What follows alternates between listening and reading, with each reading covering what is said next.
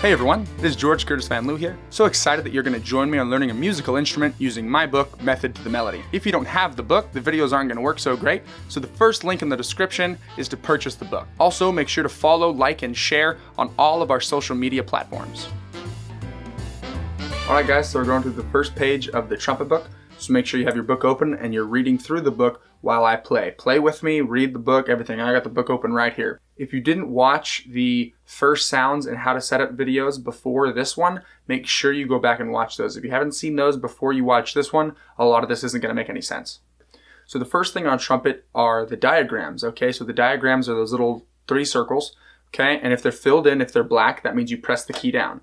And if they're not, then you don't. If they're clear, that just means they're open. So the first note is a C, and it shows all white. So before you play the note, I want you to say it out loud and read the words that are underneath it. So it says C has a line through it. So I want you to say that out loud before you play it. So just like this, C has a line through it.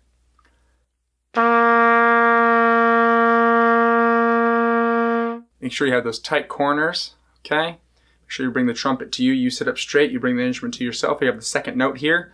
It's the first one and the third one are now filled in. So those are both black, so you press those down while you play. Say it out loud before you play it. D, underneath the staff.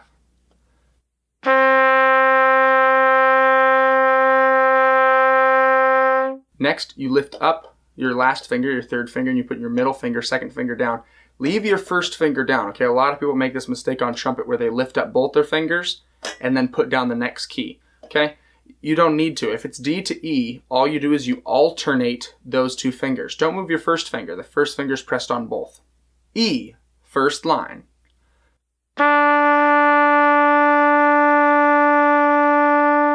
This one's really easy. You just let go of your middle finger. F, first space. You can see it's on the first space there. Okay, it's very simple. You just count spaces and lines from the bottom. So E was on the first line. Now you have F's on the first space. F, first space.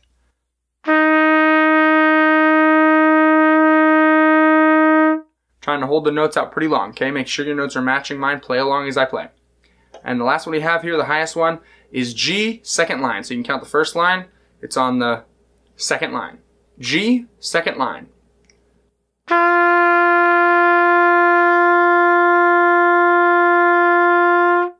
Okay? And then you just walk back down the next notes down the scale.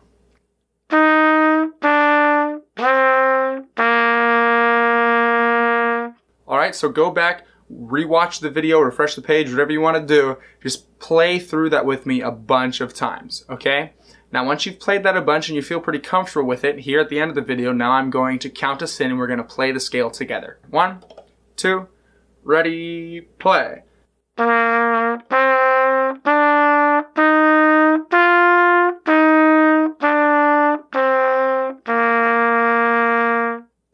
Alright, so if you can't play the scale with me that fast yet, remember, just keep going back, rewatch, play every day. Practice is the most important thing. Make sure it's very purposeful practice, okay?